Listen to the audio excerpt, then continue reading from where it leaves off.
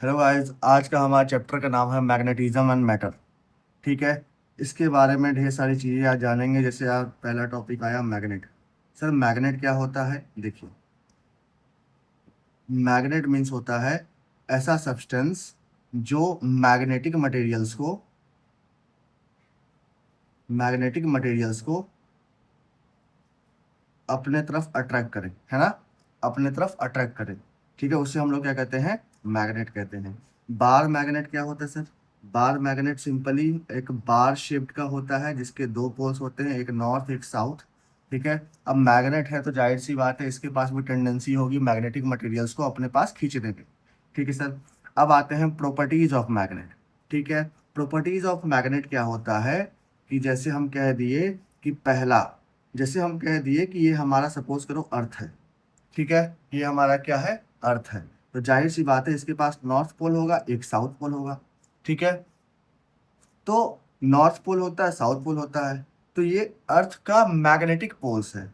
जैसे ही हम बोलते हैं कि सर यहाँ पे क्या होना चाहिए, यहाँ पे साउथ होना चाहिए और यहाँ पे क्या होना चाहिए, ये नॉर्थ होना चाहिए। सर ये दोनों पोल्स कौन से हैं? इसको कहते हैं ज्योग्राफिकल पोल्स। ठीक है। इसे हम लोग क्या कहते हैं? ज्योग्राफिकल पोल्स कहते हैं। अगर देखा जाए तो नॉर्थ के बगल में क्या है? साउथ है। साउथ के बगल में क्या है? नॉर्थ है।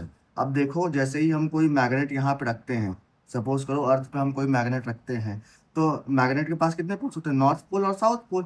तो जाहिर सी बात है जब ये नॉर्थ पोल और साउथ पोल रखा जाता है, यहाँ नॉर्थ पोल यहाँ साउथ पोल, तो नॉर्थ मैग्नेट का नॉर्थ पोल अर्थ के ज्योग्राफिकल नॉर्थ की तरफ अट्रैक्ट होता है और मैग्नेट का साउथ पोल अर्थ के ज्योग्राफिकल साउथ पोल की तरफ अट्रैक्ट होता है। ये पहली प्रॉपर्टीज ऑफ बार मैग्नेट हो सकता है ना। दूसरी प्रॉपर्टीज क्या है सर? जैसे हम कह दिए कि कोई मैग्नेट है, ठीक है, और इस मैग्नेट को हम तोड़ देते हैं। इसके पास नॉर्थ पोल होगा, इसके पास साउथ पोल होगा। ठीक है। इसके पास नॉर्थ पोल होगा और इसके पास साउथ पोल होगा। तो इसके पोल स्ट्रेंथ पे कोई उतना फर्क नहीं पड़ता। इसके पोल स्ट्रेंथ पे कोई इतना फर्क नहीं पड़ेगा। सर पोल स्ट्रेंथ कहाँ से हम लाए हैं? देखिए, नॉर्थ पोल का पोल स्ट्रेंथ प्लस का एम होता है, साउथ पोल का पोल स्ट्रेंथ माइनस का एम होता है। ये दिमाग में रखिएगा। तो पोल स्ट्रेंथ मतलब पोल की सिंपली भाषा में कह दी जाए, पोल की स्ट्रेंथ होती है। तो जब हम मैग्नेट को दो पोर्शन में बांट देते हैं तो इसके पोल स्ट्रेंथ पे कोई फर्क नहीं पड़ता, है ना। पोल स्ट्रेंथ पे कोई फर्क नहीं पड़ता। तो फर्क किस पे पड़ेगा? फर्क पड़ेगा मैग्नेटिक डाइपोल मोमेंट पे। मैग्नेटिक डाइपोल मोमेंट पे। डाइपोल मोमेंट पे। ठीक है। डाइपोल मोमेंट पे। ठीक है सर, ये मुझे समझ में आ गया। अच्छा सर, तीसरा प्रॉपर्टीज क्या है? जैसे हम कह दिए कि तीसरा प्रॉपर्टीज ये है कि कोई मैग्नेट है, सपोज करो कोई मैग्नेट है, इसको हम बीच से काट दिए, तो ये नॉर्थ पोल है और ये साउथ पोल है ना। जब इसको काट देंगे तो ये नॉर्थ पोल ऐसे हो गया, नॉर्थ पोल ऐसे हो गया और साउथ पोल हमारे पास ऐसे हो गया। तो अब जाहिर सी बात है ये सिंगली कभी भी एग्जिस्ट नहीं करेंगे। ये साउथ है तो ये सामने वाला ऑटोमेटिक नॉर्थ हो जाएगा और ये नॉर्थ है तो सामने वाला ऑटोमेटिक क्या हो जाएगा? साउथ पोल हो जाएगा। इसका मतलब ये है कि मोनोपोल्स जो होते हैं वो कभी भी एग्जिस्ट नहीं करते। मोनोपोल्स जो होते हैं वो कभी भी एग्जिस्ट नहीं करते। सर अगला प्रॉपर्टीज क्या है? अगला प्रॉपर्टीज है, मान लो फिर से मैंने क्या मान लिया, बार मैग्नेट मान लिया। जैसे ही बार मैग्नेट मानते हैं तो उसके पास दो पोल्स होंगे, दो पोल्स होंगे। ठीक है सर। पोल्स की तरफ हमेशा, पोल्स की तरफ क्या होगा? स्ट्रेंथ स्ट्रांग होगी। स्ट्रेंथ स्ट्रेंथ क्या होगी? स्ट्रांग होगी। ठीक है। स्ट्रेंथ क्या होगी? स्ट्रांग होगी। समझ में आ रहा बात? ठीक है। अब हमारे पास टॉपिक आता है मैग्नेटिक डाइपोल। आइए समझते हैं इसको, थोड़ा सा स्पेस बना ले रहे हैं।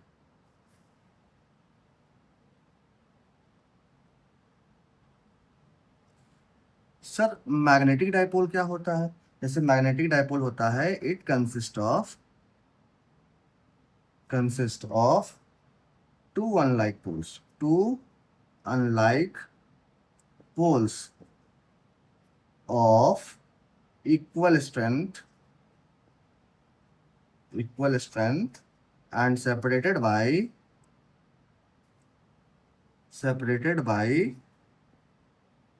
small distance। सर इसका मतलब क्या है? जैसे हम कह दिए कि अगर कोई मैग्नेट है, ठीक है, तो जाहिर सी बात है इसका पोल्स होगा नॉर्थ पोल और इसका होगा साउथ पोल। तो इन दोनों के जो पोल स्ट्रेंथ होते हैं, इन दोनों के जो पोल स्ट्रेंथ होंगे वो क्या हो जाएंगे, इक्वल हो जाएंगे। और ये दोनों ही पोल्स कुछ स्मॉल डिस्टेंस पे सेपरेटेड है, उसी को हम लोग क्या कहेंगे, मैग्नेटिक डाइपोल।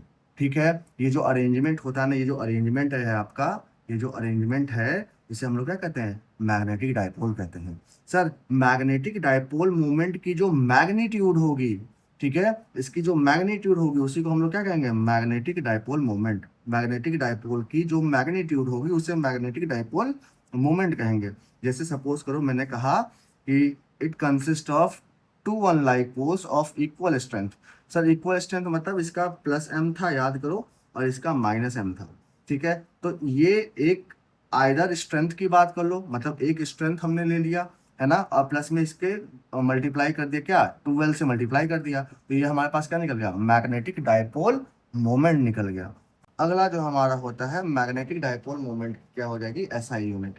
तो मैग्नेटिक डाइपोल मोमेंट की एसआई यूनिट जो होती है, अभी आपको दिमाग में बस ये रखना है कि स्ट्रेंथ की जो यूनिट होगी मैग्नेटिक डाइप, ये जो डाइपोल मोमेंट की जो हमारी जो स्ट्रेंथ होती है, पोल की जो स्ट्रेंथ होती है, ठीक है, इसकी जो यूनिट होती है वो एम्पियर मीटर होती है। और इसको अगर हम लेंथ से मल्टीप्लाई कर दें, मतलब लेंथ की यूनिट क्या होती है, मीटर, तो इसकी वैल्यू क्या आ जाएगी, ऐसा यूनिट में एम्पियर मीटर स्क्वायर हो जाएगी। ठीक है, समझ में आ रहा बात, ठीक है। मैग्नेटिक डाइपोल मोमेंट की जो डायरेक्शन होगा वो हमेशा कहाँ होगा, साउथ से नॉर्थ। ठीक है, ये कैसी क्वांटिटी होती है सर, ये वेक्टर क्वांटिटी होती है, वेक्टर क्वांटिटी होती है। अगला टॉपिक है हमारा मैग्नेटिक फील्ड। मैग्नेटिक फील्ड, ठीक है, मैग्नेटिक फील्ड क्या होता है, जैसे हम कह दिए कि सपोज करो ये आप हो, ठीक है, और इस रेंज में आपको सब जानता है, ठीक है, जैसे आपके घर के आस पड़ोस में आपको सब जानता है, ठीक है, जैसे ही आप घर के आस पड़ोस के बाहर जाओगे, कोई इंसान बाहर रहेगा तो आप इससे कुछ नहीं कर सकते, लेकिन जैसे ही ये इसमें एंट्री लेगा, मतलब आपके रीजन में एंट्री लेगा, तो आप इस पर फोर्स ऑफ अट्रैक्शन या फोर्स ऑफ रिपल्सन लगा सकते हो। तो इसको आप अपना बात हटाओ और यहाँ हम लगा लेते हैं मैग्नेट। तो मैग्नेट क्या होता है, जैसे हम कह दिए यहाँ कोई मैग्नेटिक मटेरियल है, ठीक है, यहाँ नॉर्थ पोल है, ये साउथ पोल है, तो जाहिर सी बात है कि ये नॉर्थ पोल और साउथ पोल हर डायरेक्शन में क्या लगा रहा होगा, फोर्स लगा रहा होगा। ठीक है, तो ये क्या करता है, जब ये मैग्नेटिक मटेरियल इसके अंदर एंट्री मारता है इस रीजन में, ठीक है, तो ये क्या करेगा, इसके ऊपर फोर्स ऑफ अट्रैक्शन या फोर्स ऑफ रिपल्सन लगाएगा। ठीक है, अगर यही मैग्नेटिक मटेरियल यहाँ पे होता तो क्या ये फोर्स ऑफ अट्रैक्शन या फोर्स ऑफ रिपल्सन लगा पाता, नहीं लगा पाता, क्यों, क्योंकि ये इसके फील्ड में नहीं है। तो मैग्नेटिक फील्ड समझ में आया, the region around the magnet, the region around the magnet where the magnetic force can be experienced by the magnetic materials. ठीक है, समझ में आ रहा है। अब आते हैं magnetic field lines. Magnetic field lines पे आते हैं, मैग्नेटिक फील्ड लाइंस पे आते हैं। तो ये क्या होता है, ये इमेजिनरी लाइंस है, इमेजिनरी लाइंस है, ठीक है, जो कि मैग्नेट के हमेशा नॉर्थ पोल से निकलता है और साउथ पोल के अंदर एंट्री मारता है। ठीक है, साउथ पोल, ठीक है, ये इमेजिनरी लाइंस होता है जो नॉर्थ पोल से निकलता है, साउथ पोल में एंट्री मारता है। ठीक है, इसी को हम लोग क्या कहते हैं, मैग्नेटिक फील्ड लाइंस कहते हैं। समझ पा रहे हैं बात को, ठीक है। अब आते हैं इस मैग्नेटिक फील्ड लाइंस के प्रॉपर्टीज के बारे में पढ़ने। ठीक है, प्रॉपर्टीज के बारे में पढ़नी। तो पहला प्रॉपर्टीज होता है मैग्नेटिक फील्ड लाइन जो होता है वो हमेशा, देखो इसको समझने के लिए थोड़ा सा एक और चीज बनाते हैं, जैसे ये नॉर्थ पोल हो गया, ये साउथ पोल हो गया, चलो स्पेस थोड़ा खाली कर दें, आओ देखो, जैसे हम कह दिए ये कोई मैग्नेट है, तो मैग्नेट नॉर्थ और साउथ पोल होते हैं इसके पास, ठीक है सर, तो यहाँ पे मैग्नेटिक फील्ड हमेशा नॉर्थ पोल से निकलेगी, साउथ पोल में एंट्री मारेगी। ठीक है सर, मान लिए हमने, फिर क्या हुआ, नॉर्थ पोल से फिर एंट्री मारी और एग्जिट मार दिया, यहाँ से फिर साउथ पोल में एंट्री मारी, फिर ऐसे चल रहा है।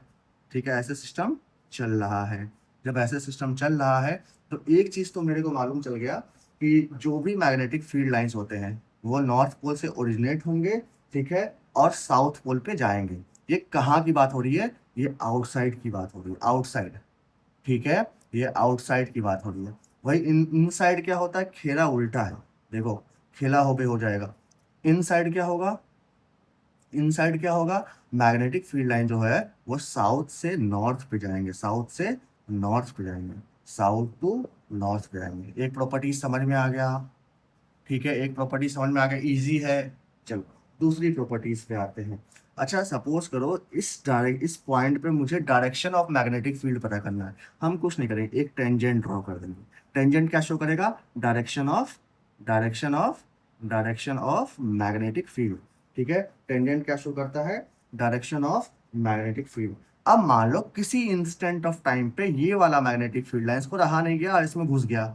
अब जैसे ही घुस गया तो इसको हम जूम करो, जूम करो, जूम किया मैंने, ठीक है। जैसे ही जूम किया तो कुछ फिगर हमें ऐसा बन के आ रहा है, देखो ऐसा बन के आ रहा है, ये देखो ये फिगर ऐसा गया, ये ऐसे चला गया। तो अब देखते हैं इस पॉइंट पे दो दो डायरेक्शन ऑफ मैग्नेटिक फील्ड बन जाएगा। अगर इस लाइंस को देखा जाए, इस मैग्नेटिक फील्ड लाइंस को देखा जाए, तो ये मैग्नेटिक फील्ड लाइंस का टेंजेंट इस तरफ और ये मैग्नेटिक फील्ड लाइंस का टेंजेंट इस तरफ। तो एक ही पॉइंट पे दो डायरेक्शन ऑफ टेंजेंट कैसे पॉसिबल होता है, इसीलिए जो दो मैग्नेटिक फील्ड लाइंस होंगी वो कभी आपस में इंटरसेक्ट नहीं करती। क्या करती, इंटरसेक्ट नहीं करती। ठीक है, two directions of magnetic field lines एक ही पॉइंट से पॉसिबल ही नहीं है ना, इसीलिए कभी भी दो मैग्नेटिक फील्ड लाइंस इंटरसेक्ट नहीं करती। ठीक है, क्लियर बात, ठीक है। अच्छा ये चीज आपको समझ में आ गया। ओ माय गॉड, एक टॉपिक तो रह ही गया, देखो एक टॉपिक क्या है सर, अंदर देखोगे, अंदर अंदर magnetic field lines close close हैं बहुत ज़्यादा। तो जब क्लोज क्लोज होते हैं तो यहाँ पे मैग्नेटिक फील्ड स्ट्रेंथ जो होगी, मैग्नेटिक फील्ड स्ट्रेंथ जो होगी वो बहुत ज़्यादा होगी। लेकिन बाहर देखा जाए मैग्नेटिक फील्ड लाइन दूर दूर है, दूर दूर है, तो मैग्नेटिक फील्ड स्ट्रेंथ क्या होगी, स्ट्रेंथ क्या होगी बच्चे, कम होगी। क्लियर बात, क्लियर है ना। जो टॉपिक है हमारा Coulomb's Coulomb's law in law in magnetostatics.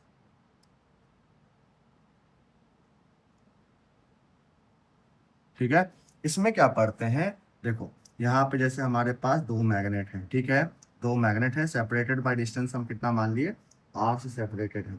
ठीक है, ये मैग्नेट का नॉर्थ पोल हो गया, ये मैग्नेट का साउथ पोल हो गया।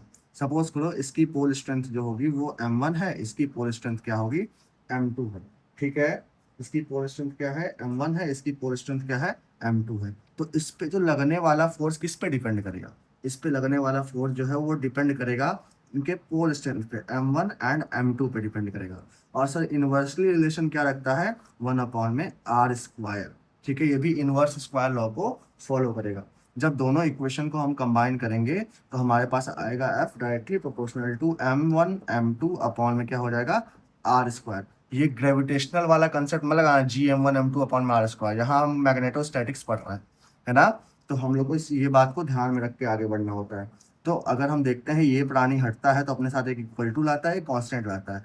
F इज इक्वल टू क्या होता है, के m1 m2 अपॉन में क्या होता है, r² होता है। जब इसको k की वैल्यू हम यहाँ पुट करेंगे तो f की वैल्यू क्या हो जाएगी, μ0 अपॉन में 4 पाई m1 m2 अपॉन में r² हो जाएगा। और जहाँ μ0 अपॉन में 4 पाई की वैल्यू क्या होती है, 10⁻⁻7 होता है। ठीक है, मेरी बात ध्यान समझना, जितनी ज़्यादा किसी पोल की स्ट्रेंथ होगी उतना ही ज़्यादा दोनों मैग्नेट जो है आपस में फोर्स लगाएंगे। सर जितनी ही ज़्यादा दूरी बढ़ेंगी, दूरी बढ़ाने से क्या होता है, जैसे घर वालों से आप लोग दूर चले गए, जैसे ही दूर चले जाते हो तो क्या होता है, फोर्स घर वाले कम लगाने लगते हैं ना। अब घर पे पास, घर में अगर हो तो घर में कुछ भी शैतानी करोगे तो मम्मी पापा तो डांटेंगे ही, फोर्स तो लगाएंगे ही। लेकिन घर से अगर दूर चले गए, दूरी बढ़ रही है, डिस्टेंस बढ़ रहा है, तो फोर्स क्या हो जाएगा, ऑटोमेटिक घट जाएगा। समझ में आ रही बात। नेक्स्ट टॉपिक है हमारे पास मैग्नेटिक मैग्नेटिक फील्ड इंटेंसिटी। ठीक है, मैग्नेटिक फील्ड इंटेंसिटी, इसको समझने के लिए थोड़ा सा हमें देखना पड़ेगा कि भाई इलेक्ट्रिक फील्ड इंटेंसिटी आपको याद है कि नहीं। Electric field intensity E is equal to, remind करो, F अपॉन में Q0 होता था। और F की वैल्यू हम क्या रखते थे सर, 1/4 पाई ε0 Q0 अपॉन में, ऐसा ही होता था ना, Q1 Q2 अपॉन में r², ऐसे ही कुछ करते थे, है ना, r²। लेकिन अगर हम यहाँ पे एफ की वैल्यू यहाँ पुट कर दें और उसको क्यू नॉट से हम डिवाइड कर दें तो क्या ई की वैल्यू नहीं आ जाएगी? तो क्यू नॉट से हमने डिवाइड कर दी, जैसे ही डिवाइड करते थे तो हमारे पास ई की वैल्यू जो हमारे पास आती थी वो 1/4 pi epsilon not Q upon में क्या होता था, आर स्क्वायर होता था। ठीक है, सेम एज यहाँ भी वही है। यहाँ पे क्यू नॉट एक दो चार्ज रखे हैं, वहाँ पे हम एम और एम नॉट रखते हैं। आओ देखते हैं, जैसे कूलम्स लॉ भी हमने थोड़ी देर पहले प्रूफ किया था कि दो मैग्नेट हैं, है ना। यहाँ पे नॉर्थ पोल हो गया था, यहाँ पे साउथ पोल हो गया था। ठीक है, और यहाँ मैंने कहा था पोल स्ट्रेंथ जो है वो एम है, दूसरे में एम नॉट है, ऐसे समझ लो ना। और इन दोनों के बीच में जो डिस्टेंस है वो आर है। ठीक है, तो इसके बीच में जो फोर्स लगा हमारे पास वो एफ बराबर में क्या था, म्यू नॉट अपॉन में 4 pi M M naught upon में आर स्क्वायर। अभी जस्ट मैंने प्रूफ किया था, M1 M2 के फॉर्म में प्रूफ किया था, अभी इसके फॉर्म में देख लो। एफ बराबर mu not upon 4 pi M M naught upon में आर स्क्वायर। तो मैग्नेटिक फील्ड इंटेंसिटी ये कहता है कि force per unit pole strength, है ना। यहाँ M pole strength M1 M2 कुछ भी मान सकते हैं, यहाँ एम नॉट लिए हैं तो एम नॉट मान ले रहे हैं। ठीक है, तो इसकी वैल्यू बी की वैल्यू हमारे पास क्या हो जाएगी, एफ अपॉन में एम नॉट हो जाएगा। अगर एफ की वैल्यू हम यहाँ पुट करें तो म्यू नॉट अपॉन में 4 पाई और एम एम नॉट अपॉन में क्या हो जाएगा, आर स्क्वायर। इसको अगर एम नॉट से डिवाइड करते हैं हम तो एम नॉट यहाँ पे आ गया, एम नॉट से एम नॉट काट दो तो हमारे पास बचेगा क्या, म्यू नॉट एम अपॉन में 4 पाई आर स्क्वायर। ठीक है, कोई दिक्कत? ये हमारा क्या है, मैग्नेटिक फील्ड इंटेंसिटी। अगला टॉपिक है हमारा magnetic field intensity due to dipole on axial line. ठीक है, सपोज करो हमारे पास क्या है, यहाँ दिख रहा होगा, हाँ दिख रहा है, चलो ठीक है। यहाँ पे क्या है मेरे पास, ये साउथ पोल है, ये क्या है मेरे पास, नॉर्थ पोल है। ठीक है, दोनों का बीच का डिस्टेंस कितना है सर, दोनों का बीच का डिस्टेंस 12 है। ठीक है, इसके एक्सिस पे हम कोई एक पॉइंट मान ले रहे हैं, मान ले रहे हैं ये पॉइंट पी है। ठीक है, इसके सेंटर से इस पी पॉइंट की जो दूरी है वो हम सपोज कर लो आर है। ठीक है सर, अगर ये 2L है तो ये सेंटर हो गया, तो ये L हो जाएगा और ये L हो जाएगा। तो इस पोल से इस पॉइंट तक की दूरी क्या हो जाएगी सर, बड़े आर में से L घटा देंगे तो मेरे पास समझ में आ जाएगा, तो R माइनस एल हो जाएगा। और ये नॉर्थ पोल से इस P पॉइंट तक की दूरी क्या हो जाएगी सर, यहाँ से यहाँ तक L है, यहाँ से यहाँ तक R है, दोनों को जोड़ दो तो R प्लस में L हो जाएगा। कोई दिक्कत, कोई समस्या, कोई परेशानी? ठीक है, आगे बढ़ते हैं सर। अब हम पढ़े थे कि magnetic dipole moment B is equal to, sorry, magnetic field intensity B is equal to क्या होता है सर, म्यू नॉट अपॉन में 4 पाई, है ना, एम अपॉन में आर प्लस में, मतलब आर का स्क्वायर होता था ना, है ना, आर का स्क्वायर होता था। तो अगर हम नॉर्थ पोल की वजह से मैग्नेटिक फील्ड निकालें इस पॉइंट पे, ठीक है, मेरी बात समझना। ठीक है, मैग्नेटिक फील्ड निकाले नॉर्थ पोल की वजह से, नॉर्थ पोल की वजह से मैग्नेटिक फील्ड क्या हो जाएगी सर, म्यू नॉट अपॉन में 4 पाई सर एम अपॉन में, देखो डिस्टेंस कितना है, डिस्टेंस हमारे पास ये एल हो गया और ये आर हो गया, तो आर प्लस में एल का होल स्क्वायर हो जाएगा। ठीक है, ये क्या है, मान लेते सपोज करो ये बी1 है। अब सर बी1 का डायरेक्शन क्या होगा ये भी तो जानना जरूरी है। बी1 का डायरेक्शन क्या होगा, तो मैग्नेटिक फील्ड लाइन्स हमेशा नॉर्थ टू साउथ जाती है, तो ऑब्वियस सी बात है बी1 इस डायरेक्शन में होना चाहिए, बी1 इस डायरेक्शन में होना चाहिए। देखो मैग्नेटिक फील्ड हमेशा नॉर्थ टू साउथ जाती है, तो बी1 इस डायरेक्शन में हो गया।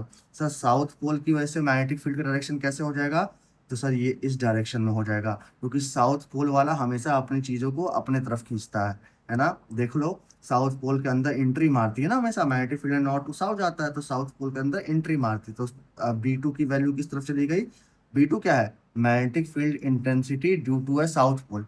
तो अगर हम इसको इस डायरेक्शन में बना दे तो कोई दिक्कत है, बी1 इस डायरेक्शन में हो गया। अच्छा एक बात बताओ, ये साउथ पोल से इसकी दूरी और नॉर्थ पोल से इसकी दूरी, कौन सी दूरी बड़ी होगी? जब पता है आपको कि साउथ पोल से दूरी कम है, नॉर्थ पोल से दूरी ज़्यादा है, तो साउथ पोल वाला जो बी2 है वो ज़्यादा होगा as compare to B1.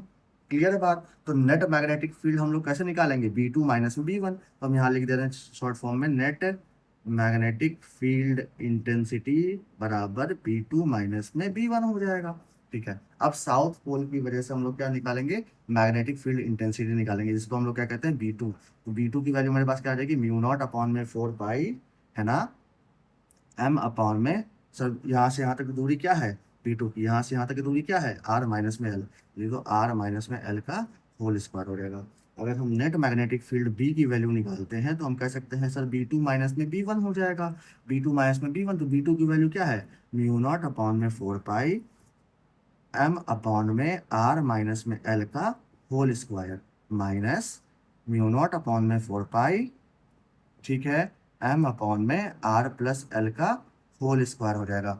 Sir ये नेट बी है, ये नेट मैग्नेटिक फील्ड इंटेंसिटी है। इसमें से कॉमन क्या लग रहा है सर, दिख रहा है क्या, हाँ कॉमन क्या लग रहा है, B is equal to mu not upon में 4 पाई, एम कॉमन हो गया मेरे पास, और अंदर मेरे पास बच गया, दिख रहा होगा शायद, ठीक है, 1/r माइनस में एल का होल स्क्वायर और माइनस 1/r प्लस एल का होल स्क्वायर हो जाएगा सर, ठीक है। अब इसको हम थोड़ा सा यहाँ पे सॉल्व करते हैं, मेरी बात ध्यान से जरा समझना। देखो यहाँ पे हो जाएगा b is equal to mu not upon में 4 पाई, ठीक है, m, और यहाँ पे हम थोड़ा सा सॉल्व करेंगे, यहाँ दोनों का एलसीएम लेंगे तो मेरे पास आएगा r माइनस एल का होल स्क्वायर, और यहाँ क्या हो जाएगा r प्लस एल का होल स्क्वायर, ठीक है। जगह बस तो नहीं रहा है, फिर भी हम कोशिश करते हैं। जब यहाँ एलसीएम ले लेंगे तो यहाँ हो जाएगा r प्लस एल का whole square minus R minus L का होल स्क्वायर। जब इसको फर्दर हम सॉल्व करते हैं, इसके बाद जगह तो नहीं दिख रहा है, हम क्या करें क्या करें क्या करें क्या करें, एक काम करते हैं, हम इसको मिटा देते हैं, हम इसको मिटा देते हैं। जैसे ही हम इसको मिटाएंगे सर तो हमें यहाँ पे स्पेस मिल जाएगा, और जैसे ही स्पेस मिल जाएगा तो हम यहाँ सॉल्व करना स्टार्ट कर देंगे। देखो b इज इक्वल टू क्या हो जाएगा, म्यू नॉट अपॉन में 4 पाई, ठीक है, m, और यहाँ पे a प्लस बी का होल स्क्वायर क्या हो जाएगा, आर स्क्वायर प्लस में एल स्क्वायर, ठीक है, प्लस में 2rl, ठीक है, माइनस यहाँ ब्रैकेट लगाओ, ए माइनस बी का होल स्क्वायर क्या हो जाएगा, आर स्क्वायर प्लस में एल स्क्वायर माइनस 2rl हो जाएगा सर, ठीक है। इसको हम फर्दर सॉल्व करते हैं तो यहाँ पे नीचे वाला चीज़ लिख दो, आर माइनस में एल का होल स्क्वायर, और यहाँ क्या हो जाएगा आर प्लस में एल का होल स्क्वायर। कोई दिक्कत है, चलो आगे बढ़ते हैं।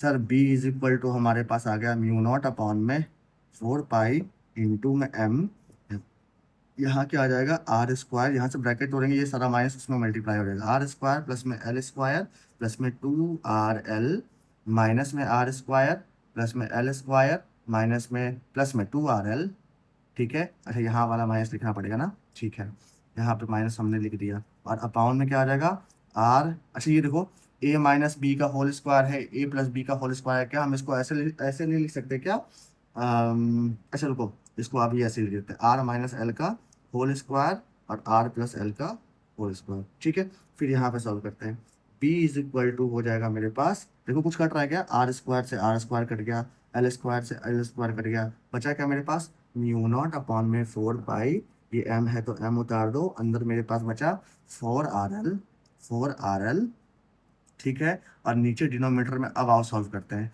नीचे डिनोमिनेटर में क्या बच रहा है, इसको हम ऐसे लिख सकते हैं क्या, R square minus L square का होल स्क्वायर, ऐसे लिख सकते हैं क्या, बोलो बच्चे, ठीक है। ये 4rl मेरे पास आ गया, दिख रहा है क्या, हाँ यहाँ तक आ रहा रेंज। तो हम लिख सकते हैं sir b is equal to mu not upon में 4 पाई m 4rl अपॉन में R square minus L square का होल स्क्वायर। कोई दिक्कत कोई दिक्कत, कोई समस्या कोई परेशानी, ठीक है। अब सर 4rl को हम क्या लिख सकते हैं, 2 × 2 लिख सकते हैं क्या 4 को, ठीक है, लिख देते हैं आओ। तो हमारे पास आ गया म्यू नॉट अपॉन में 4 पाई m 2 × में 2rl 2r इंटू में l, ठीक है, अपॉन में R square minus L square का होल स्क्वायर। थोड़ा सा हम ऊपर जा रहे हैं मिटाने बच्चे, ठीक है, आप लोग नोट करते रहिएगा, ठीक है, स्पेस का अभाव है, लंबा डेरिवेशन है तो हमें समझना पड़ेगा। ये था मेरे पास म्यू नॉट, और हम यहाँ ये चीज़ फिर से उतार देते हैं, b इज इक्वल टू हमारे पास आ जाएगा म्यू नॉट अपॉन में 4 पाई m इंटू में 12 इंटू में r इंटू में 2 अपॉन में क्या हो जाएगा बच्चे, sir R square minus L square का होल स्क्वायर, ठीक है सर।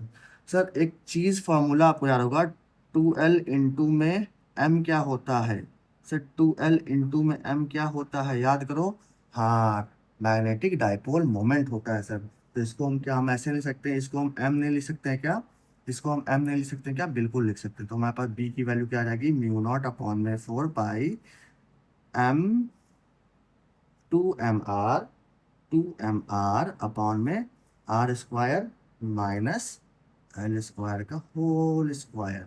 ठीक है, हमें समझ में आ गया, यही था हमारे पास डेरिवेशन। सर पॉइंट पी पे नेट मैग्नेटिक फील्ड मेरे पास क्या आएगा, म्यू नॉट अपॉन में 4 pi two M R upon में R square minus L square का होल स्क्वायर। ठीक है, अब बात करते हैं अगर डाइपोल छोटा हो जाए, स्पेशल केस की ना, स्पेशल केस की बात करते हैं। अगर डाइपोल छोटा हो जाए, डाइपोल छोटा होने का मतलब क्या है कि ये जो नॉर्थ पोल है साउथ पोल है बहुत क्लोज आ जाए, मतलब एल की वैल्यू लगभग लगभग जीरो आ जाए, तो डी की वैल्यू मेरे पास क्या आ जाएगी, म्यू नॉट अपॉन में 4 pi sir M two R upon में, ये क्या हो जाएगा, आर के पावर 4। ठीक है सर, ये आर से एक आर के पावर 4 गया, बच गया आर के पावर 3 बचा, तो हमारे पास आ जाएगा P is equal to mu not upon में 4 पाई टू एम अपॉन में आर क्यूब। ठीक है, समझ में आ रहा बात। चलिए आइए हम लोग नेक्स्ट टॉपिक देखते हैं, magnetic field intensity due to a dipole on equatorial line. Magnetic magnetic field intensity due to a dipole, due to a dipole on on equatorial equatorial line. ठीक है, इसको समझने के लिए फिर से हमें क्या बनाना पड़ेगा, एक मैग्नेटिक डाइपोल। यहाँ हम बना देते हैं ना, यहाँ हम बना दे रहे हैं। ठीक है, ये फिगर साइड में रहेगा तो फिर सॉल्व करने में आसानी होगी। यहाँ नॉर्थ पोल बना दिए, यहाँ साउथ पोल बना दिए। ठीक है सर, यहाँ से यहाँ तक का टोटल डिस्टेंस कितना है, 2L है सर। तो यहाँ से यहाँ तक का आपको पता है L होता है, यहाँ से यहाँ तक क्या होता है, L होता है। मान लो P पॉइंट पे मुझे क्या निकालना है, पी पॉइंट पे मुझे क्या निकालना है, मैग्नेटिक फील्ड निकालनी है, मैग्नेटिक फील्ड इंटेंसिटी निकाली। तो सपोज करो यहाँ से यहाँ तक की दूरी हम क्या मान लिए, आर मान लिए। ठीक है, आर मान लिए। अब जाहिर सी बात है कि ये नॉर्थ पोल क्या होगा, इधर मैग्नेटिक फील्ड लगा रहा होगा, साउथ पोल भी क्या हो रहा होगा, इधर मैग्नेटिक फील्ड लगा रहा होगा।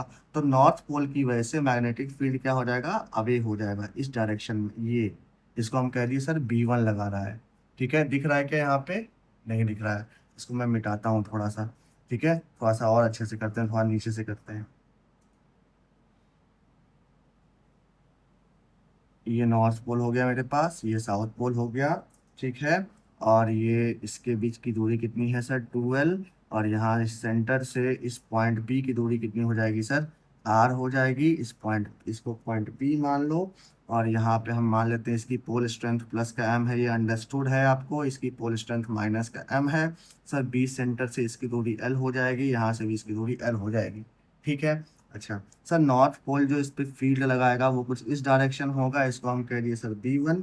ठीक है, और इस यहाँ से जो एंगल बन रहा है वो थीटा हम बोल दिए। ठीक है, और सर साउथ पोल पे जो इसको क्या करेगा, इसको अपनी डायरेक्शन में फील्ड लगाएगा ना। साउथ पोल के अंदर मैग्नेटिक फील्ड लाइंस याद करो अंदर घुसती थी, तो ये मैग्नेटिक फील्ड लाइंस इस डायरेक्शन में, इसकी वजह से B2 लगाएगा। ठीक है, कोई दिक्कत। ठीक है सर, अगर ये थीटा है तो हम कह सकते हैं कि इस इन दोनों का नेट मैग्नेटिक फील्ड क्या हो जाएगा, इधर इस डायरेक्शन में हो जाएगा, ये क्या है, बी नेट है। ठीक है, अब हम कह सकते हैं अगर ये थीटा है तो ये भी तो थीटा होगा। ठीक है, जब ये थीटा होगा, ये थीटा होगा, तो इसके जस्ट अल्टरनेट इंटीरियर, ये देखो ये लाइन और ये लाइन आपस में पैरेलल है, तो ये ट्रांसवर्सल काम करेगा, तो ये थीटा तो ये भी थीटा हो जाएगा।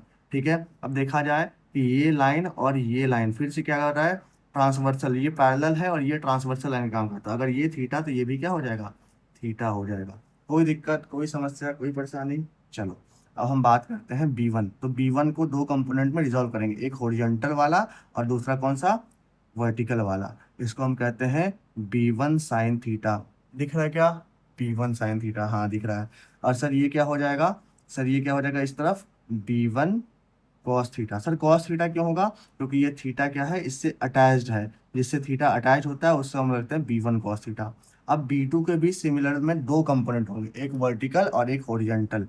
ठीक है, दोनों ही क्या होंगे, एक वर्टिकल एक हॉरिजॉन्टल। एक कंपोनेंट सर इस डायरेक्शन में हो गया, जिससे हम क्या कहते हैं, इसको हम कहेंगे b2 साइन थीटा कहेंगे, थोड़ा सा फिगर कंजस्टेड है। और ये वाले को क्या कहेंगे, b2 cos थीटा कहेंगे, b2 cos थीटा कहेंगे। सर आप इसको cos थीटा क्यों कर रहे हैं, क्योंकि थीटा जो है वो इससे लगा हुआ है। अब जब थीटा ये वाला इससे लगा होगा तो इसको क्या नाम हो जाएगा, b2 cos थीटा। जिससे थीटा सटा हुआ होता है, याद कर लो, उसको b cos थीटा कहते हैं। और जिससे थीटा हटा हुआ होता है, देखो इससे साइन थीटा वाले से कंपोनेंट से थीटा नहीं ना यहाँ पे, तो अगर यहाँ पे थीटा होता तो हम इसको इसको हम लिखते b2 cos थीटा, लेकिन यहाँ पे थीटा है ही नहीं, तो इसको हम लोग क्या लिखेंगे, b2 sin थीटा लिखेंगे।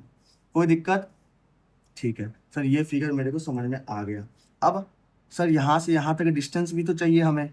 सर यहाँ से यहाँ तक डिस्टेंस क्या हो जाएगी, क्यों चाहिए, अच्छा देखो क्यों चाहिए, नॉर्थ पोल की वजह से इस पॉइंट पे मैग्नेटिक फील्ड स्ट्रेंथ क्या होगी, तो आओ निकालते हैं। नॉर्थ पोल की वजह से मैग्नेटिक फील्ड यहाँ पे क्या होगी, तो एक फार्मूला था, याद करो, जस्ट थोड़ी देर पहले हमने पढ़ा, μ0/4 पाई। नॉर्थ पोल की पोल स्ट्रेंथ कितनी है, m/में डिस्टेंस यहाँ से यहाँ तक की दूरी कितनी हो जाएगी, तो पाइथागोरस थ्योरम लगा दो। सर यहाँ से यहाँ तक l है, यहाँ से यहाँ तक r है, तो यहाँ क्या हो जाएगा, अंडर रूट, स्पेस नहीं है, r² प्लस में l² हो जाएगा ना।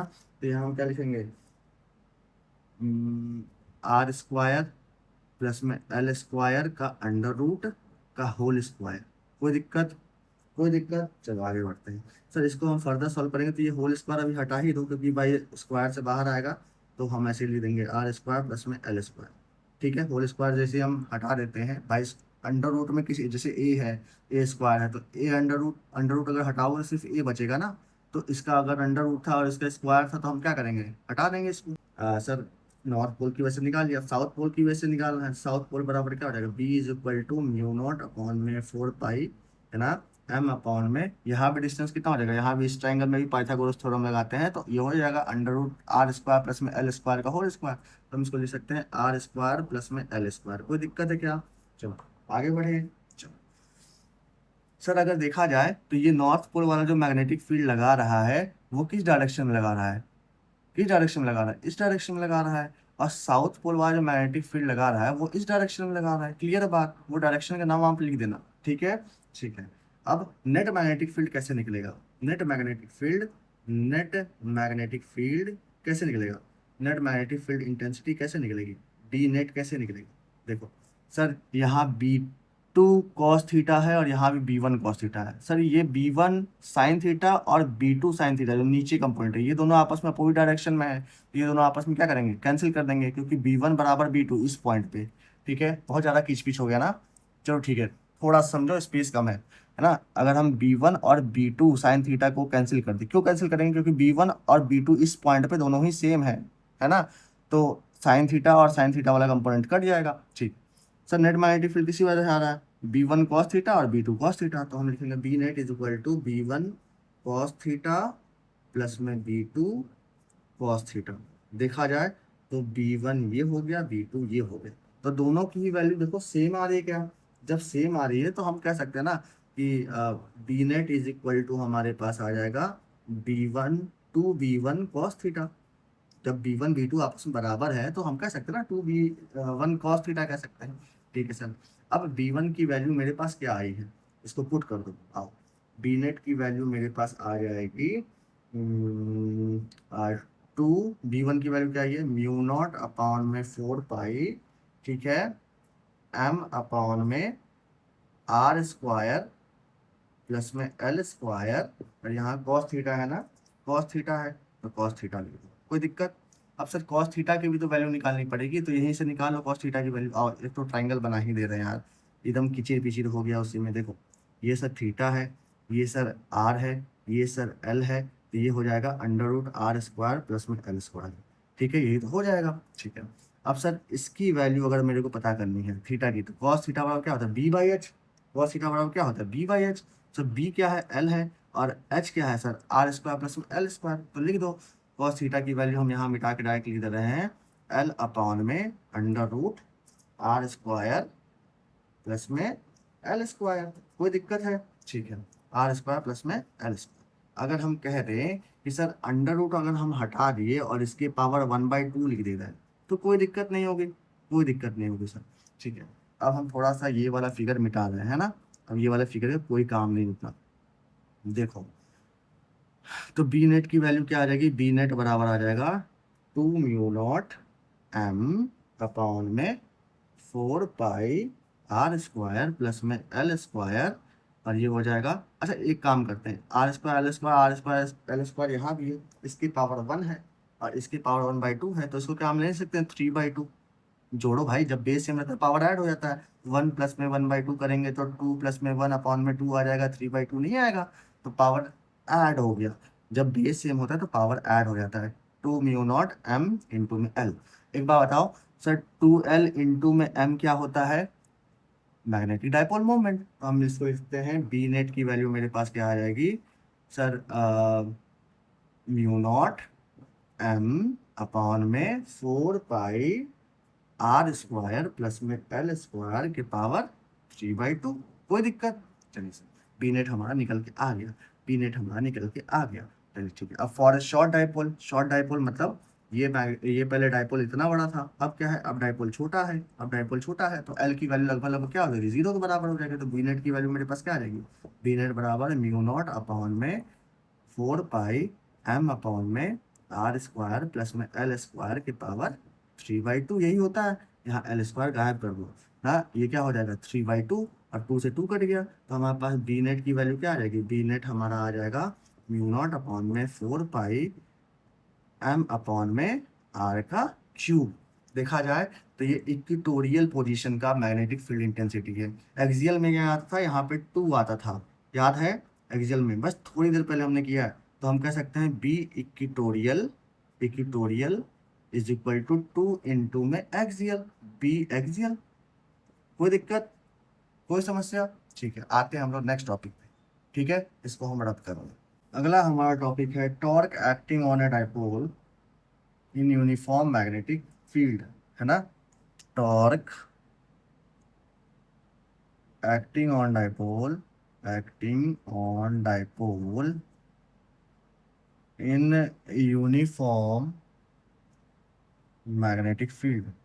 सर यूनिफॉर्म मैग्नेटिक फील्ड कैसा होता है, ऐसा होता है, आइए यहाँ बनाते हैं फिगर। ये है आपका नॉर्थ पोल, ये हो गया आपका साउथ पोल।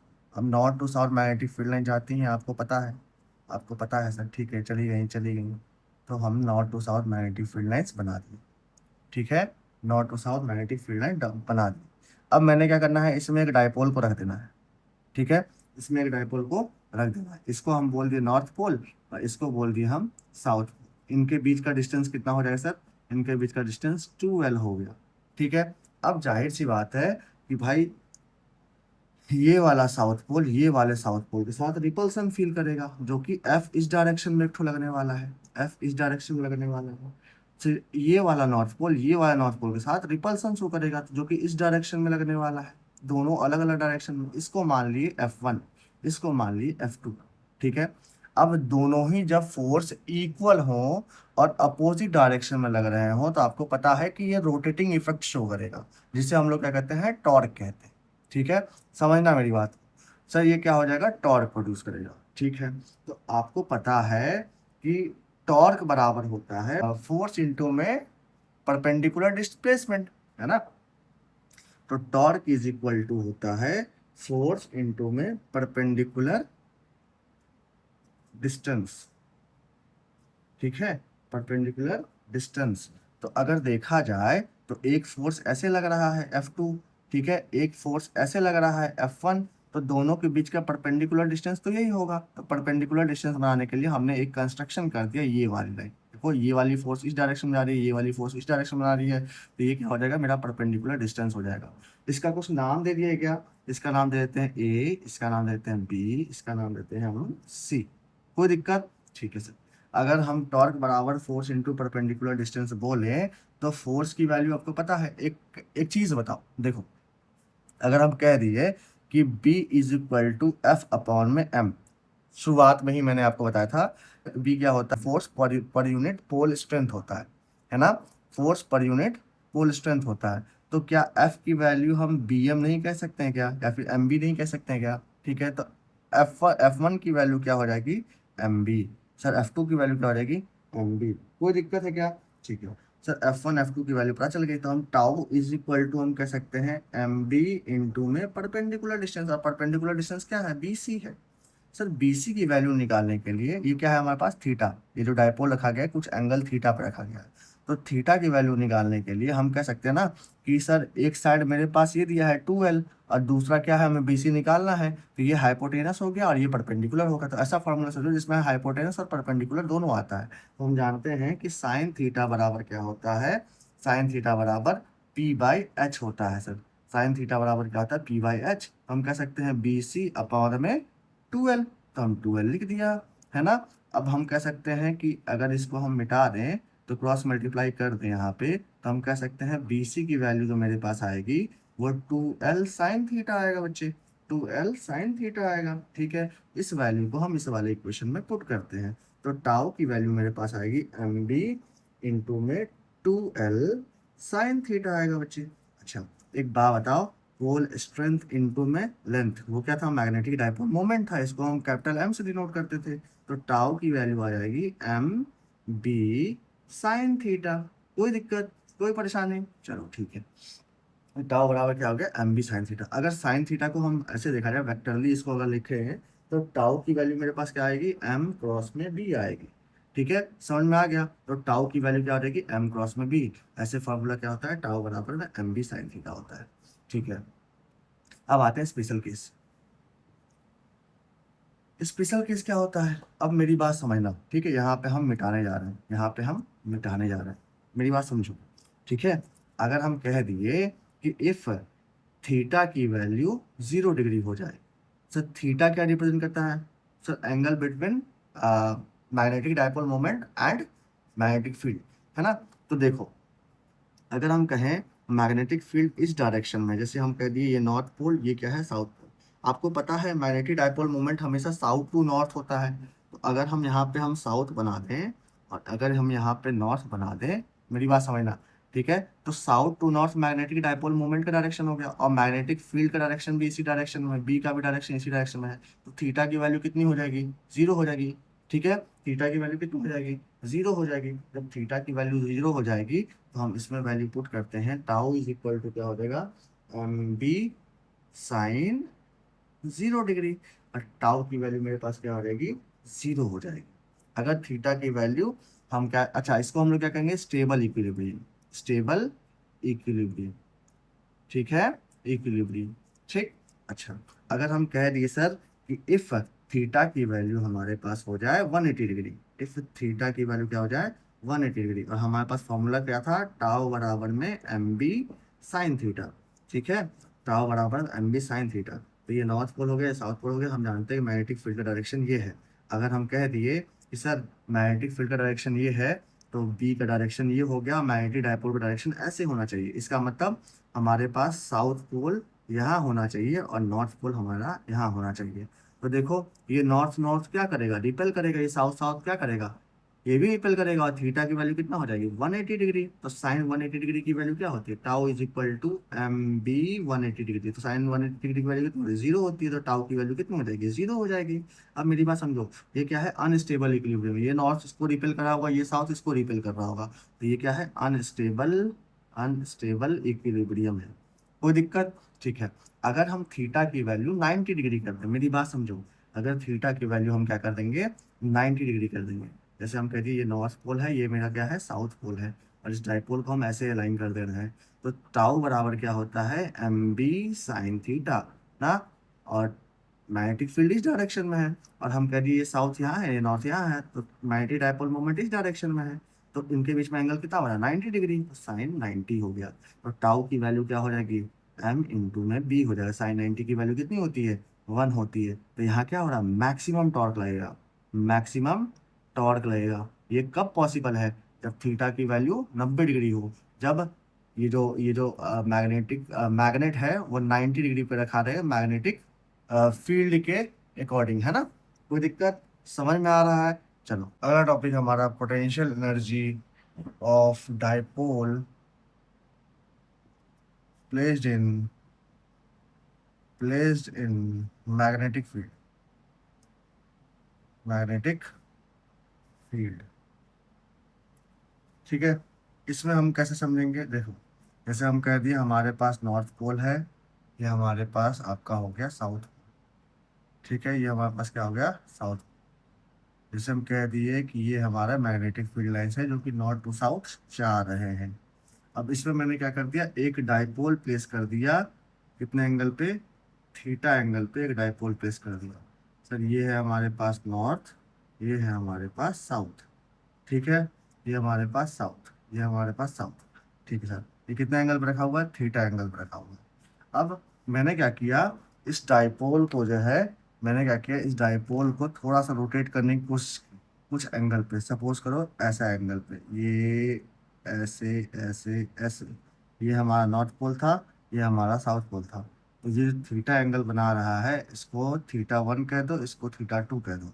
तो इन लोगों में जो एंगुलर डिस्प्लेसमेंट हो गया, मतलब थीटा का जो चेंज हो गया, वो कितना आ गया, सपोज करो डी थीटा हम कह दिए। सपोज करो हमने कितना कह दिया, डी थीटा कह दिया। होता क्या है ना बच्चे, कि जैसे ये देखो ये डाइपोल है, ये क्या है, ये डाइपोल है। अब डाइपोल में आप क्या करते हो, ऐसे करके ऐसे रोटेट करते हो। जैसे ये रोटेट करोगे तो अब ये नॉर्थ पोल जो ब्लैक वाला पोर्शन है, ये नॉर्थ पोल की तरफ जाएगा, और ये वाला जो लास्ट एंड वाला पोर्शन है, ये साउथ पोल की तरफ चलाएगा। अब नॉर्थ साउथ एक दूसरे को क्या करेंगे, रिपेल करेंगे, तो ये वापस अपने पोजीशन पे जाना चाहेगा। ठीक है, लेकिन हम पकड़ के बैठे हुए हैं, तो हम क्या कर रहे हैं, इस पे वर्क कर रहे हैं। और यही वर्क जो होगा वो किस में स्टोर हो जाएगा, पोटेंशियल एनर्जी में स्टोर हो जाएगा। क्लियर है बात। ठीक है, अब भाई डी थीटा स्मॉल एंगल हम अगर रोटेट कर रहे हैं, तो हमारा वर्क डन भी क्या हो जाएगा, small amount of work done होगा इन रोटेटिंग द डाइपोल। तो यही small amount of work done को अगर हम इंटीग्रेट कर दें, तो हमारा पूरा वर्क डन निकल के आ जाएगा, net work done in rotating dipole आ जाएगा। तो आओ देखो इसको डेरिवेशन करते हैं, स्मॉल वर्क डन तो निकालना जरूरी है। तो हम जानते हैं भाई रोटेटिंग द डाइपोल, मतलब डाइपोल को डाइपोल को रोटेट करने में, रोटेट करने में कितना, अच्छा कितना रोटेट करने में, डी थीटा रोटेट करने में। ठीक है, डाइपोल को डी थीटा रोटेट करने में जितना वर्कडन होगा, वो हम वर्कडन की फॉर्मूला जानते हैं, force into displacement. Sir force, यहाँ फोर्स की जगह क्या लिखेंगे, सर टॉर्क लग रहा है ना, टॉर्क लग रहा है ना, रोटेटिंग इफेक्ट शो कर रहा है, तो फोर्स की जगह हम क्या लिखेंगे, टॉर्क लिखेंगे। और यहाँ पे एस है, डिस्प्लेसमेंट कितना हुआ, डिस्प्लेसमेंट कितना हुआ, एंगुलर डिस्प्लेसमेंट यहाँ लेंगे जो कि डी थीटा हो जाएगा। सर डी थीटा का एक्चुअल फॉर्मूला क्या होगा, theta one, theta one minus में थीटा टू।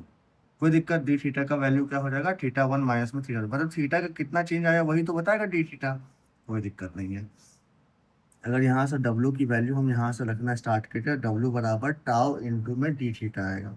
और टाउ का जस्ट अभी पहले थोड़ी देर पहले किया है, टाउ बराबर क्या होता है, W is equal to M B sine theta, और यहाँ क्या हो जाएगा, डी थीटा हो जाएगा। ठीक है, एक चीज देखो यहाँ गौर करने वाली बात है, अगर स्मॉल डिस्प्लेसमेंट हुआ, तो भाई जाहिर सी बात है कि ये थीटा है ना, ये थीटा है। ठीक है, स्मॉल डिस्प्लेसमेंट हुआ तो वर्क डन भी स्मॉल होगा, तो डी डब्ल्यू होगा, यहाँ भी क्या होगा, डी डब्ल्यू होगा।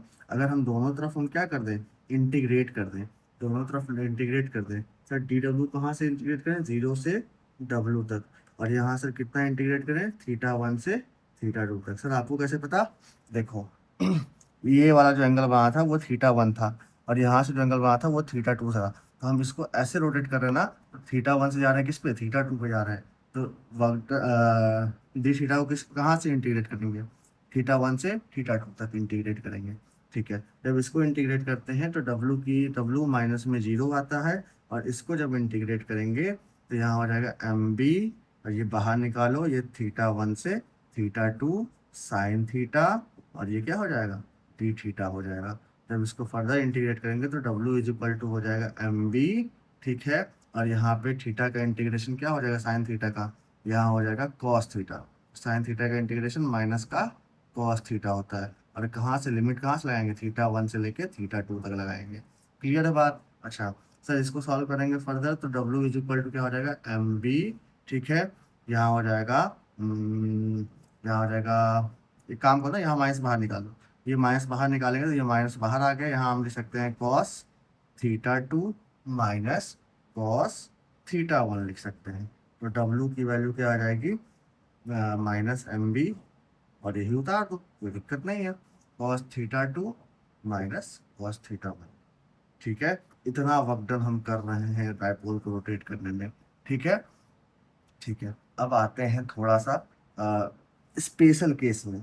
स्पेशल केस में समझो, मेरी बात समझो। अगर सर यहाँ पे हम कह दिए कि ये नॉर्थ पोल है, ये साउथ पोल है, ठीक है, और क्या होगा, क्या होगा कि ओरिजिनलिटी में शुरुआत में थीटा की वैल्यू जो थी वो 90 डिग्री थी। मान लो थीटा वन की जो वैल्यू है वो क्या है, 90 डिग्री है। मतलब शुरुआत में ऐसे रखा हुआ था, बाद में हम इसको थोड़ा सा एंगल रोटेट किए। सपोज करो इतना एंगल मैंने क्या किया, रोटेट किया, थीटा टू रोटेट किया, है ना, थीटा टू की वैल्यू थीटा रोटेट कर दिया। और यहाँ पे क्या होगा, ये थीटा वन जो होगा वो थीटा ही रहेगा। ठीक है, सपोज करो इफ थीटा वन की वैल्यू 90 डिग्री और थीटा टू की वैल्यू थीटा ही मान लो। इसको समझते हैं आप। यहाँ हम कह दिए ये नॉर्थ पोल है, ये साउथ पोल है। ये क्या है, नॉर्थ पोल है, ये साउथ पोल है। पहले थीटा क्या था, मैग्नेटिक फील्ड के 90 डिग्री पे था। ठीक है, बाद में क्या हुआ, इसको हम रोटेट कर दिए। कितना, थीटा टू की वैल्यू क्या हो गई, थीटा एंगल रोटेट कर दिया। ठीक है, तब का जो वर्क डन होगा वो W इज इक्वल टू होगा माइनस का MB। ठीक है, cos theta one, theta one की वैल्यू क्या है, 90 डिग्री। तो यहाँ क्या हो जाएगा, थीटा कॉस 90 की वैल्यू क्या होती है, 0 होती है। और यहाँ क्या हो जाएगा, कॉस थीटा हो जाएगा। कोई दिक्कत। अच्छा, अब मैंने मान लिया कि इफ ये जो होगा, ये जो डाइपोल को हम रोटेट कर रहे हैं वो along the direction of magnetic field होगा, तो थीटा की वैल्यू क्या हो जाएगी, थीटा की वैल्यू हमारी हो जाएगी 0 डिग्री। तो डब्ल्यू इज इक्वल टू क्या हो जाएगा, कॉस जीरो की वैल्यू वन, तो माइनस का MB। मेरी बात ध्यान से समझना, हम ऊपर वाले को कह रहे हैं नॉर्थ पोल, ये वाले को कह रहे हैं साउथ पोल ना, ये भी नॉर्थ पोल और ये क्या हो जाएगा, ये साउथ पोल, ये साउथ पोल। ठीक है, अब मेरी बात समझो, थीटा की वैल्यू 0 कब होगी, ये नॉर्थ पोल मैंने कहा, ये कहा साउथ पोल। अब इसको हम मैग्नेटिक फील्ड के अराउंड, ये नॉर्थ पोल हो गया, ये साउथ पोल हो गया। अब देखो साउथ और नॉर्थ, नॉर्थ और साउथ ये दोनों अपोजिट पोल्स हैं, तो इसको हम लोग कहेंगे स्टेबल इक्विलिब्रियम, स्टेबल इक्विलिब्रियम कहेंगे। ठीक है, अच्छा, अगर हम इसी को 180 डिग्री कर दें तो नॉर्थ वाला पोल से बदल जाएगा। ठीक है, यहाँ क्या हो जाएगा, ये नॉर्थ हो जाएगा और ये क्या हो जाएगा, साउथ हो जाएगा। तो थीटा की वैल्यू कितनी हो जाएगी सर, थीटा की वैल्यू हो जाएगी 180 डिग्री। सर आपको कैसे पता, देखो मैग्नेटिक डायपोल मोमेंट इस डायरेक्शन में और ये क्या हो जाएगा, मैग्नेटिक फील्ड इस डायरेक्शन में। थीटा की वैल्यू कितनी हो जाएगी, 180 डिग्री। जब थीटा की वैल्यू 180 डिग्री हो जाएगी तो वर्क डन क्या आ जाएगा सर, MB आ जाएगा। सर यहाँ क्या है, maximum work done, maximum work done हो रहा है, मैक्सिमम वर्क डन हो रहा है। ठीक है, मैक्सिमम वर्क डन हो रहा है सर। ठीक है, यहाँ थीटा की वैल्यू क्या आ जाएगी, MB हो जाएगी। सर ये माइनस का MB आया है, मतलब वर्क डन क्या हो जाएगा, सबसे कम, मिनिमम हो जाएगा। ठीक है, और इसी को क्या कहते हैं, स्टेबल इक्विलिब्रियम। ठीक है, और इसको क्या कहेंगे, अनस्टेबल इक्विलिब्रियम। क्यों सर, देखो नॉर्थ नॉर्थ रिपेल करेगा, साउथ साउथ रिपेल करेगा। जब रिपल्सन हो रहा है तो ये डाइपोल छोटा होने लगेगा, इसकी वजह से क्या होगा, अनस्टेबल इक्विलिब्रियम। तो इस कंडीशन को क्या कहते हैं, अनस्टेबल इक्विलिब्रियम। अगर हम कहें सर, थोड़ा सा इरेज कर दे रहे हैं, अगर हम कहें कि अगर नॉर्थ पोल है और ये क्या है, साउथ पोल है, और हम इसको ऐसे कर दे रहे हैं, मतलब पहले थीटा वन जो था वो 90 डिग्री था, बाद में फिर से रोटेट होकर फिर से 90 डिग्री पे आ गया। तो हम कह सकते हैं ना कि W बराबर में क्या होता है, minus MB cos theta. Sir ये कहाँ से आया, सर ये यहाँ से आया। देखो अभी जब डिराइव किए थे तो W इज इक्वल टू क्या हो जाएगा, माइनस का MB कॉस 90 डिग्री। तो W की वैल्यू क्या हो जाएगी, 0। कोई दिक्कत, कॉस 90 की वैल्यू क्या होती है, 0 होती है। ठीक है, समझ में आया। अच्छा, अभी थोड़ी देर पहले मेरा जो फार्मूला आया था, जो वर्क डन हम परफॉर्म कर रहे थे, वो वर्क डन किस में स्टोर होगा, वो यहाँ से देखो, ये हम रोटेट कर रहे हैं, रोटेट कर रहे हैं, तो ये नॉर्थ को रिपेल करेगा, ये साउथ रिपेल करेगा। तो हम क्या कर रहे हैं, वर्क डन कर रहे हैं, तो वो वर्क डन कैसे स्टोर होगा, वो पोटेंशियल एनर्जी के फॉर्म में स्टोर होगा। कोई दिक्कत, कोई समस्या, कोई परेशानी। चलो आते हैं नेक्स्ट टॉपिक पे, जिसका नाम होता है गॉस लॉ इन मैग्नेटिज्म। ठीक है, Gauss law in magnetism, Gauss law in magnetism. ठीक, गॉस लॉ इन मैग्नेटिज्म क्या कहता है, जैसे इसमें कहता है कि सरफेस इंटीग्रल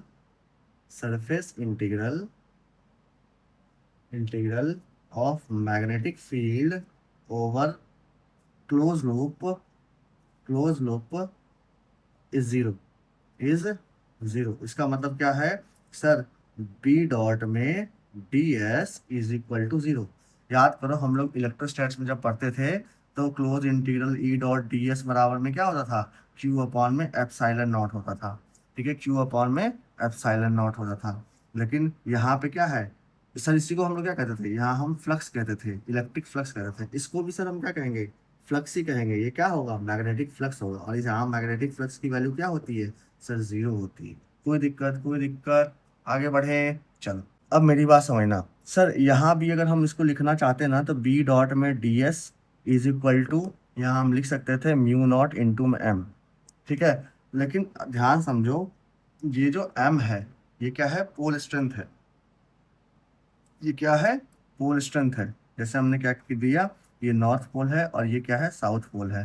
तो इसकी पोल स्ट्रेंथ क्या होती है, एम। और दूसरा पोल स्ट्रेंथ तो दिया ही नहीं जिससे हम डायरेक्शन फाइंड आउट करते हैं। समझो मेरी बात को, जैसे क्यू अपॉन में एप्सिलॉन नॉट है ना, तो क्यू अपॉन में एप्सिलॉन नॉट को हम क्यू यहाँ लिख दिए, क्यू का डायरेक्शन सर ये हो गया, ये हो गया, आउटवर्ड हो गया। तो सिंगल चार्ज की वजह से कुछ ना कुछ हमें फील्ड मिल रहा है। लेकिन यहाँ पे सिर्फ सिंगल एम, मतलब एक पोल स्ट्रेंथ की वजह से तो हमें वो नहीं मिलेगा, मैग्नेटिक फील्ड नहीं मिलेगा हमें, दोनों पोल की वजह से मैग्नेटिक फील्ड मिलता है। तो मोनोपोल तो कभी एग्जिस्ट नहीं करते हैं, इसीलिए क्या हो जाएगा, यहाँ पे एम की वैल्यू क्या हो जाती है, जीरो हो जाती है। तो बी डॉट डी एस की वैल्यू क्या हो जाती है, जीरो हो जाती है ना। सिंगल पोल स्ट्रेंथ कभी भी एग्जिस्ट नहीं करता, सिंगल पोल कभी भी मैग्नेट में एग्जिस्ट नहीं करता। आपकी प्रॉपर्टीज थी, properties of magnetic, properties of magnets हमने पढ़ाया था ना आपको, है ना। तो उसमें एक प्रॉपर्टीज थी जिसमें सिंगल पोल कभी भी एग्जिस्ट नहीं करती। जब सिंगल पोल एग्जिस्ट नहीं करता तो सिर्फ सिंगल एम कैसे एग्जिस्ट करेगा, इसीलिए इसकी वैल्यू जीरो हो जाएगी और बी डॉट डी एस की वैल्यू क्या हो जाएगी, जीरो हो जाएगी ओवरऑल। ठीक है, यही था हमारे पास गॉस लॉ इन मैग्नेटिज्म। समझ में आ रहा है, नहीं समझ में आएगा तो आप एक बार कमेंट जरूर करिएगा। और एक काम करते हैं ना, आपको जो भी चीज़ें हम पढ़ाते हैं, जैसे करंट इलेक्ट्रिसिटी हम आपको पढ़ाए थे, ठीक है। तो करंट इलेक्ट्रिसिटी में जहाँ भी आपको बोल रहे हैं कि I is equal to N E A V D, for example हम बता रहे हैं, तो ये जो फॉर्मूला आया था वो पीछे से देख लीजिएगा। इसका मतलब आप प्रीवियस लेक्चर में जाइए और उसको एक बार देख लीजिए। वहाँ से भी ना समझ में आए तो आप कमेंट करिए, हम आपको सारी चीज़ें क्लियर करवा देंगे। ठीक है, थैंक्स फॉर वॉचिंग।